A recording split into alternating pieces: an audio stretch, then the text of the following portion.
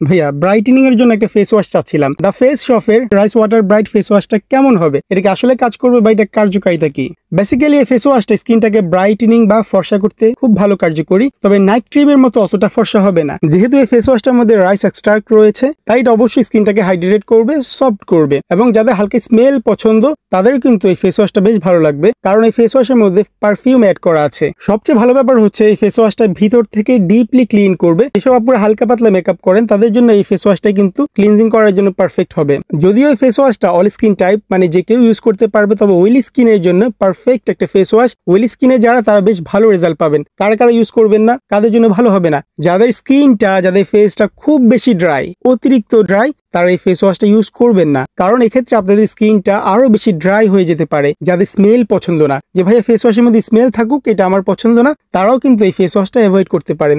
এবং লাস্ট যে ব্যাপারটা খেয়াল রাখবেন, এই কথাটা কিন্তু কোনো সেলারই, কোনো পেজই বলতে চায় না, বললেই তাদের সেল কমে যাবে। যাদের অতিরিক্ত ব্রণের সমস্যা আছে, ব্রণ যাদের লেগেই থাকে, কোনোভাবেই যেতে চায় না, তারা কিন্তু এই ফেস ওয়াশটা ইউজ করবেন না। এক্ষেত্রে আপনাদের ব্রণের পরিমাণটা আরো বাড়তে পারে। আর যদি আপনাদের ব্রণ হালকা পাতলা হয় তাহলে আশা করি কোনো সমস্যা হবে না। সবাই ভালো থাকবেন, অবশ্যই অরিজিনালটা ইউজ করার চেষ্টা করবেন। ধন্যবাদ সবাইকে। Stay with Compare Mart. আল্লাহ হাফেজ।